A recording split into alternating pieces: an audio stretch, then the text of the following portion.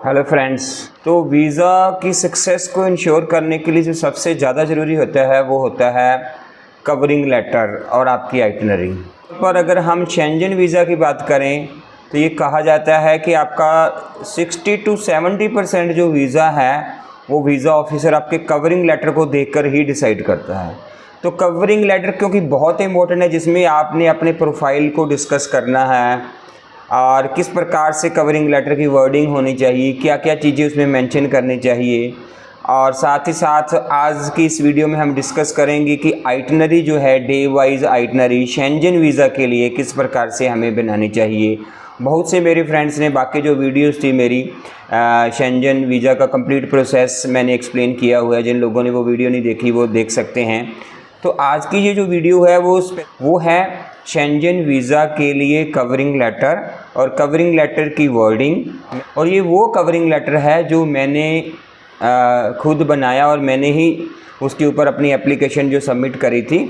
और जो मेरा वीज़ा है स्विट्ज़रलैंड से इसी कवरिंग लेटर के ऊपर लिखा था। सिर्फ मैंने अपने जो नाम है और पासपोर्ट नंबर है वो सिर्फ हाइड किया है, बाकी सेम एज इट इज़ जो कवरिंग लेटर है आपके साथ शेयर करने वाला हूँ। लेकिन इस वीडियो को शुरू करने से पहले मैं चाहता हूँ कि जो लोग इस चैनल पर पहली बार आए हैं वो मेरे इस चैनल को सब्सक्राइब करें और मेरी इस वीडियो को लाइक करें, कमेंट्स करें और अपने फ्रेंड्स के साथ शेयर करें। तो अभी चलते हैं मैं आपको लेके चलता हूँ अपने कंप्यूटर स्क्रीन पर। तो ये है आपके सामने अभी इस कंप्यूटर स्क्रीन पे कवरिंग लेटर मेरा। मैंने जो अप्लाई किया था वीज़ा वो किया था जो है स्विट्ज़रलैंड से। तो और स्विट्ज़रलैंड की जो एम्बेसी इंडिया में जो है न्यू दिल्ली है। आप किसी भी वीएफएस एप्लीकेशन सेंटर पे अपनी एप्लीकेशन सबमिट करें, आपको जो कवरिंग लेटर में नाम लिखना पड़ेगा वो embassy of Switzerland new Delhi लिखना है। तो कॉन्सुलेट जनरल को एड्रेस किया embassy of Switzerland new Delhi. मैंने अपना जो वीज़ा एप्लीकेशन वो सबमिट करी थी कोलकाता में। तो सब्जेक्ट सबसे पहले सब्जेक्ट लाइन इंपॉर्टेंट है, इसमें मैंने मेंशन किया है कि एप्लीकेशन फॉर शेंजन वीज़ा।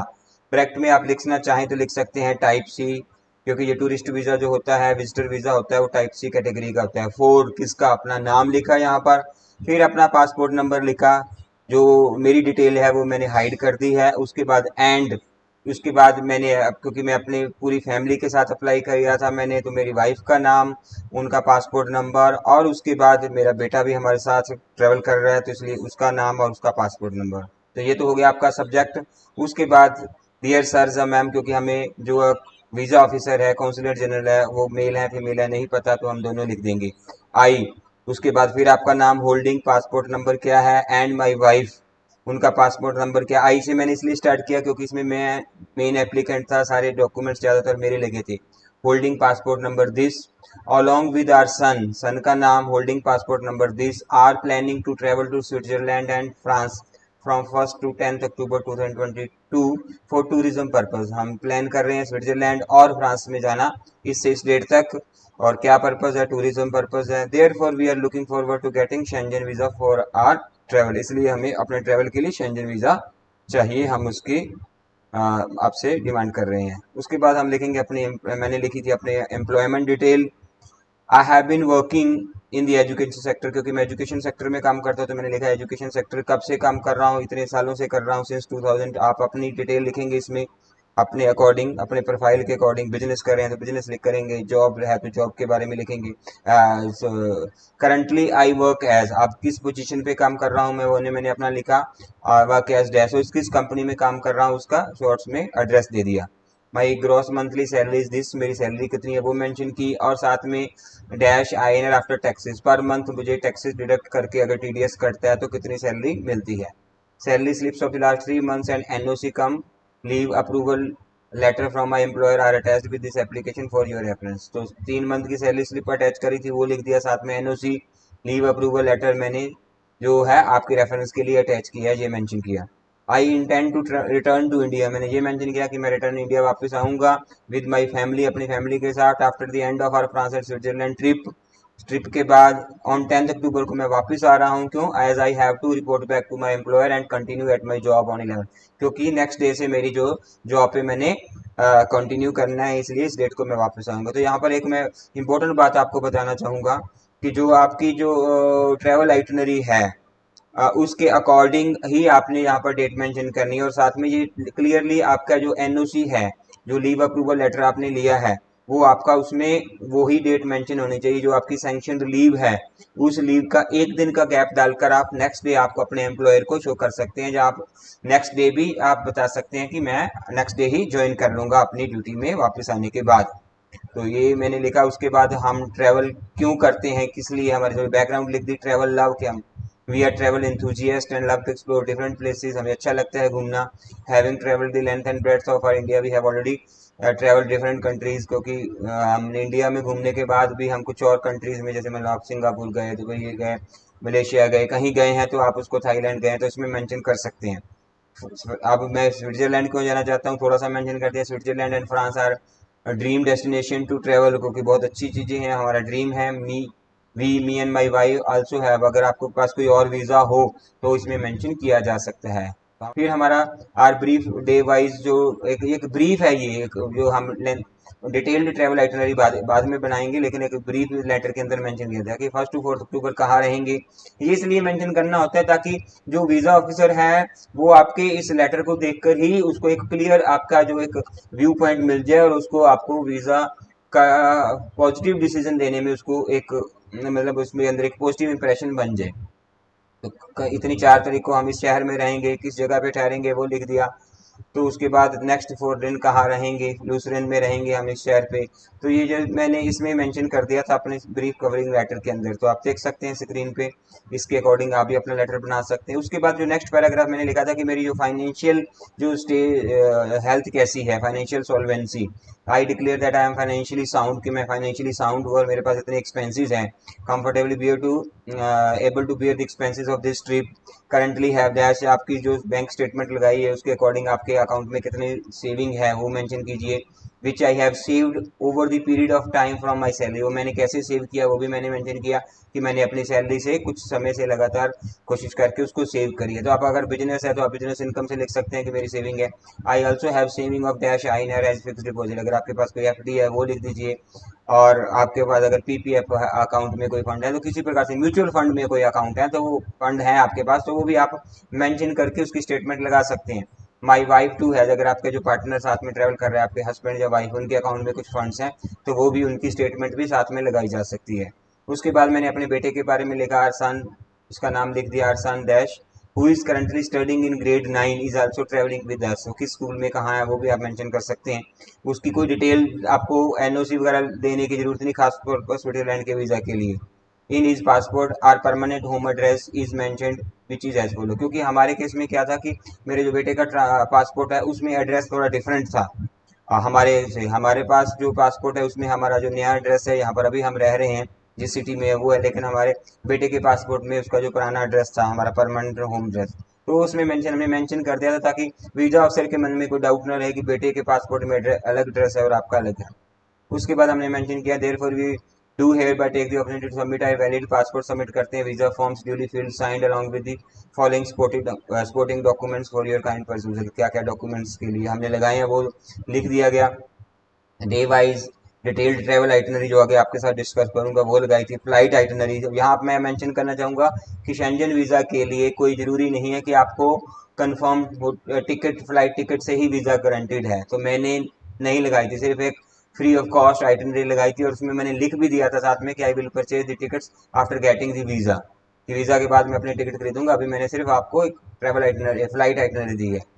और उसके बाद क्योंकि वो डोमेस्टिक के लिए हम कैसे ट्रैवल करेंगे तो उसके लिए हमने एक रेल पास लिया था शेंजन एरिया के लिए, वो मेंशन कर दिया। होटल बुकिंग के वाउचर लगाए जो फ्री ऑफ कॉस्ट बुक करे थे। ट्रैवल इंश्योरेंस कितना था पर पर्सन वो लगा दिया। लास्ट 3 मंथ की जो आईटीआर रिटर्न की एक्नॉलेजमेंट कॉपी है वो लगाई थी। फिर सेविंग या फिक्स डिपॉजिट या कोई पीपीएफ जो भी आपके जो फाइनेंशियल डॉक्यूमेंट्स हैं उसकी आपने डिटेल लगाई। आपकी वाइफ के पास भी अगर कोई है, हस्बैंड के कोई बैंक स्टेटमेंट लगाई उसकी डिटेल लगा दी। Last 3 month salary slip, salary certificate लगाया। जो leave for cum no NOC जो एम्प्लॉयर से ली थी वो लगाई। हमारे दोनों के पुराने पासपोर्ट, हालांकि हमने इसमें लिखे थे लेकिन उन्होंने लिए नहीं थे, बीएफएस वालों ने कहा था कि हम पुराने पासपोर्ट नहीं लेंगे। कॉपी ऑफ वैलिड, अगर आपके पास कोई वीज़ा है और किसी कंट्री का वैलिड हो तो वो लगा सकते हैं। I request you to process our visa application at the earliest and grant us multiple entry 6 month visa. मैंने एक रिक्वेस्ट करी थी कि हमें पहला शेंजन वीज़ा है, फिर भी कि हमें जो मल्टीपल एंट्री वीज़ा मिले और 6 मंथ का मिले, क्योंकि दोबारा से हम समर में फिर जाना चाहते हैं।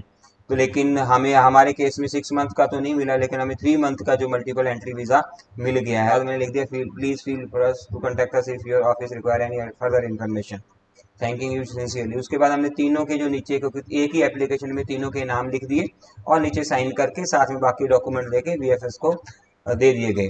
तो इसमें आपको अभी कई लोगों ने क्वेश्चन ये पुट किया था कि सर क्या हमें 3 अलग अलग, अगर आप फैमिली के साथ अप्लाई कर रहे हैं तो क्या 3 आपको कवरिंग लेटर बनाने की ज़रूरत है? नहीं, आपका सेम कवरिंग लेटर तीनों एप्लीकेशन के साथ अटैच होगा, लेकिन सेम कवरिंग लेटर में जो मेन एप्लीकेंट है उसके अकॉर्डिंग उसमें तीनों की डिटेल आ जानी चाहिए। तो एक ही कवरिंग लेटर में अगर तीनों की डिटेल है तो आप सेम कवरिंग लेटर आप डाल सकते हैं अपने तीनों के एप्लीकेशन के साथ, ताकि उनको एक स्ट्रॉन्ग केस बन जाता है कि आप पूरा family as a family travel कर रहे हैं। लेकिन अगर आप सोलो ट्रैवलर हैं तो उस केस में आपका अपना सिंगल एप्लीकेशन होगी और उसमें आपको बाकी जो एप्लीकेंट्स हैं उनकी डिटेल मेंशन करने की ज़रूरत नहीं है। तो अभी हम खोलते हैं स्विस आइटनरी, जो कि मैं आपको बताऊंगा। पहले जो हमने एक ब्रीफ आइटनरी थी, अब ये कंप्लीट आइटनरी है। और ये देखिए किस प्रकार से हमने बनाई है। नंबर 1 पेज में डिफरेंट कॉलम्स बनाएंगे, डेट का, सिटी का, किसके सिटी में होंगे, वो सिटी किस कंट्री में है, और उसके बाद इवेंट्स या फिर एक्टिविटीज क्या करेंगे और कहाँ हम रुकेंगे, ठहरेंगे। तो इसमें पहले जो हमने लेटर के अंदर आइटनरी लिखी थी उसमें एक ब्रीफ लिखा था कि हम किस डेट को किस शहर में होंगे और कितने दिन रहेंगे। लेकिन आप इसमें हम डे वाइज जो डिटेल देंगे, जैसे मैंने लिखा है इसमें 1 अक्टूबर को हम कहाँ हैं, पेरिस में होंगे, फ्रांस में है पेरिस। अर्ली मॉर्निंग हमारी फ्लाइट है दिल्ली से पेरिस में, 9:30 तक हम पहुंच जाएंगे। उसके बाद होटल में चेक इन करेंगे, रूम में जाएंगे, ब्रेकफास्ट करेंगे, फिर क्या करेंगे, afternoon we will explore calling places. शाम को हम, दोपहर को क्या प्लेस कहाँ जाएंगे, आईफल टावर, और ये जो प्लेसेस के नाम लिखे हुए हैं आगे। और रात स्टे कहाँ है हमारा, इस होटल में है।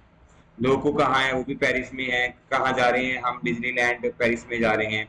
3 को कहाँ है, वो भी पेरिस में है, फ्रांस में है, कहाँ जा रहे हैं हम, ये जो सेंट चैपल है, नोट्रे डेम कैथेड्रल है, और जो रिवर है हमारी, जो सेन रिवर, उसमें अंदर रिवर क्रूज करेंगे। तो ये सारा चीज हमने है। उसके बाद जैसे नेक्स्ट जो दिन है, हम कहाँ जा रहे हैं, ब्रेकफास्ट के बाद हम पेरिस के लिए, सॉरी, पेरिस से लूसरेन के लिए ट्रेन लेंगे।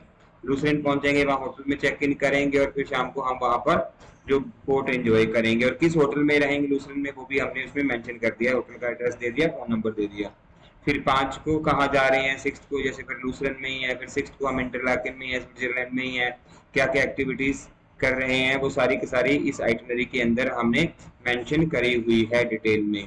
तो ये चीज। और उसके बाद फिर 7 को क्या है, वहाँ भी इंटरलाकेन में है, 8 को भी इंटरलाकेन में है, और क्या क्या एक्टिविटीज होंगी, कौन से होटल में है, वो है। फिर हम 9 को जो है हम यूरिक में आ रहे हैं, यूरिक में कहाँ रुकेंगे वो मेंशन कर दिया, कौन सी एक्टिविटी करेंगे वो मेंशन कर दिया। और 10 को कितने बजे हम निकलना है होटल से, एयरपोर्ट के लिए फ्लाइट लेनी है वापस दिल्ली के लिए यूरिक से। तो ये सब कुछ मेंशन किया है। और ये आपको ध्यान में रखना है कि जो आपकी आइटनरी होनी चाहिए वो आपका जो कवरिंग लेटर की जो अंदर आपने मेंशन किया है वो सेम होना चाहिए। प्रॉपरली इसको अच्छी तरह से केयरफुली ये आइटनरी मेंशन करके और प्रॉपर कवरिंग लेटर के साथ आप अप्लाई करेंगे तो जो है जो वीज़ा अप्रूवल के जो चांसेस है काफ़ी बढ़ जाते हैं। और तो ये थी हमारी जो ट्रैवल आइटनरी, डिटेल्ड आइटनरी, जिसको सबमिट करके हमें जो है स्विट्ज़रलैंड का शेंजन वीज़ा मिला।